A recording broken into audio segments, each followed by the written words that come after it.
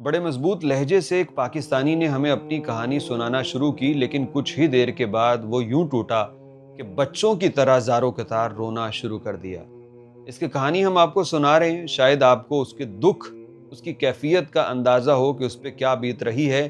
اس کے ساتھ تو ہو چکا، یہ خبریں، یہ حال بیان کرنے ان لوگوں کے لیے ہیں جو آج زندگی جی رہے ہیں۔ کہتے ہیں کہ درختوں کا منصوبہ 10 سال بعد فائدہ دیتا ہے، تو شاید ہماری یہ باتیں بھی 5-10 سال کے بعد لوگوں کے کام آئیں، لیکن گزارش کرتے ہیں کہ سن لیجئے۔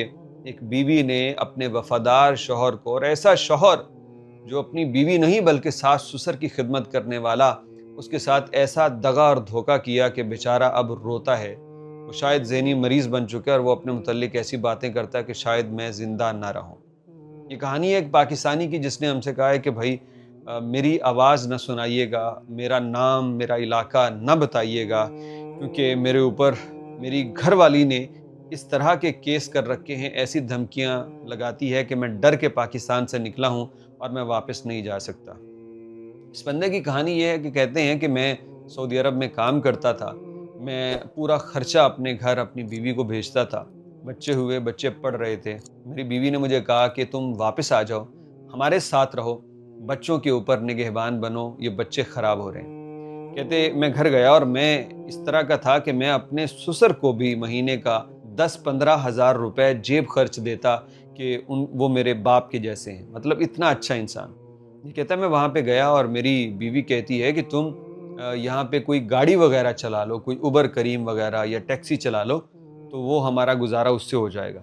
کہنے لگا کہ میں وہ گاڑی لینے کے لیے کراچی آیا، اور کراچی آنے کے بعد مجھے ایک وکیل نے فون کیا کہ تمہاری بیوی اور تمہارا سسر عدالت میں تھے، خیریت ہے؟ تو میں نے کہا نہیں، میری بیوی تو گھر ہے۔ میں نے گھر فون کیا، وہ کہتی ہے ٹھیک ہے، کوئی مسئلہ نہیں ہے۔ پھر کنفرم ہوا 1-2 روز کے بعد کہ یہ گاڑی لینے کے لیے وہاں رکا تھا کہ گاڑی ملتی ہے تو واپس گھر جاتا ہوں۔ 1-2 روز کے بعد کنفرم ہوا کہ اس کی بیوی اس کے خلاف خلا دائر کرنے کے لیے عدالت میں پہنچی ہوئی ہے۔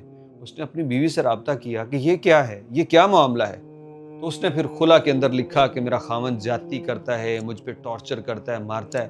یہ بندہ اتنا حیران ہوا کہ مجھے سمجھ نہیں آ رہی کہ چکر کیا ہے، میں تو ابھی آیا ہوں سعودی عرب سے اور یہ کیا کیے جا رہی ہے۔ اس خاتون نے بہانہ بنا کے اپنے خاوند سے خلا لے لیا۔ وجہ یہ تھی کہ اس کا کوئی اور یارانہ تھا اور اس نے کہیں اس کے ساتھ اپنی سیٹنگ کر رکھی تھی، تو یہ بچوں کو بھی لے گئی۔ اب یہ بندہ بڑا پریشان کہ اس نے تو خاک کھا لی ہے، کھائے، لیکن میرے بچے بچیوں کو اس غیر مرد کے پاس کیوں لے کے جا رہی ہے؟ تو اس نے بڑی کوشش کی کہ وہ اپنے بچوں کو واپس لائے، نہیں لا سکا۔ الٹا اس خاتون نے اس اپنے مرد کے اوپر پیسے کا، زیور کا، جہیز اور پتہ نہیں کیا کیا الزام لگا کے عدالت سے اس کے خلاف حکم بھی دلوا لیا۔ یہ بندہ پریشان ہو کے کچھ عرصہ وہاں لڑتا رہا اور آخر کار یہ سعودی عرب آ گیا کہ اگر میں وہاں رہا تو یہ عدالت سے یا کہیں باہر سے مجھے میری بیوی مروا ڈالے گی۔ یہ کہتا ہے آج میں پریشان ہوں، آج میری صرف یہ کوشش ہے کہ میرے بچے مجھے واپس سارے کے سارے مل جائیں، کم از کم وہ میرے ساتھ رہیں اور مجھے جان کا تحفظ ہو۔ یہ کہتا ہے کہ میری بات مریم نواز تک پہنچائیے۔ میں نے کہا عدالتی معاملہ ہے، آپ ایک ویڈیو بنا کے کیوں نہیں کہتے، آپ خود اپیل کیجئے، لیکن یہ نہیں کر سکتا۔ کہتا مجھے ڈر لگتا ہے کہ مجھے کہیں یہاں آ کے نہ مروا دیں، یہاں کسی سعودی کے ذریعے مجھے پھنسا نہ دیں۔ وہ بندہ اتنا ڈرا ہوا ہے۔